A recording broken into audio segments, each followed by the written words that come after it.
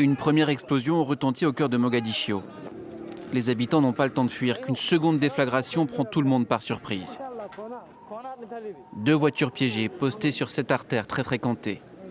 Les vitres de cet immeuble ont été soufflées. Non loin de là, ce sont les murs de ces habitations qui n'ont pas résisté. Les témoins racontent avoir vu des dizaines de corps, dont des femmes et des enfants.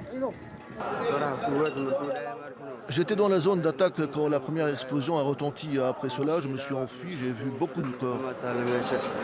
Il y a 5 ans, ce même carrefour avait déjà été l'objet d'une attaque similaire. Bilan, plus de 500 morts et des centaines de blessés encore traumatisés aujourd'hui. L'attaque de samedi n'a pas été revendiquée, mais pour le président somalien, c'est l'œuvre une nouvelle fois des combattants islamistes Shebab. Qui étaient ces victimes? Ces victimes étaient des Somaliens qui se remettaient d'attentats ayant eu lieu dans le même quartier il y a 5 ans. Certains d'entre eux étaient guéris, certains étaient handicapés, d'autres étaient des orphelins qui avaient perdu leurs proches dans des attaques précédentes.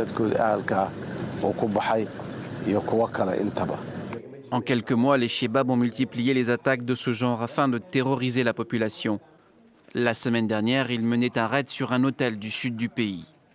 La présidence a promis de leur livrer une guerre totale, en ciblant directement les zones du pays contrôlées par les islamistes.